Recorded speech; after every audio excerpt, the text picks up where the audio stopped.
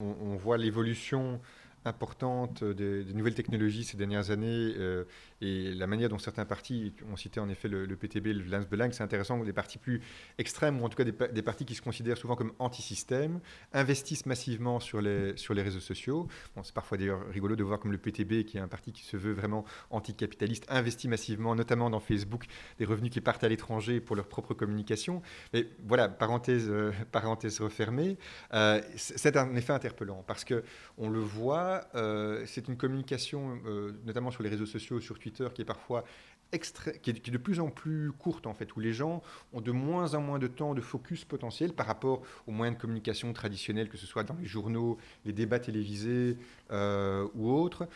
Et donc du coup, ça nécessite un besoin finalement oui, presque de phrases clés, d'accroches, d'approximation et parfois même de fake news pures et simples. Donc je dis pas évidemment, j'accuse pas du tout ces partis, en tout cas pas le PTB, de faire des fake news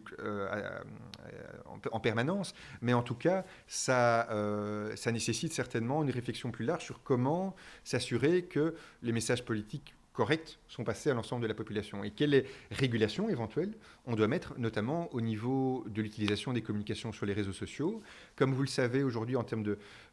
en période électorale, les dépenses électorales des partis sont régulées. Donc on peut dépenser X milliers d'euros sur base des moyens de communication classiques, mais il n'y a aujourd'hui pas de régulation au niveau des différents réseaux sociaux. Et donc fondamentalement, le parti qui paye le plus pour sponsoriser ces postes apparaîtra chez plus de gens, ce qui évidemment crée une forme de course à l'échalote entre les différents partis pour dépenser de plus en plus sur les réseaux sociaux, alors que le format, comme je le disais, ne permet pas forcément d'avoir un message politique qui soit mesuré, réfléchi, basé sur des faits, ce qui devrait évidemment être le cas, en tout cas on l'espère pour les étudiants en communication qui veulent pouvoir s'informer de la manière la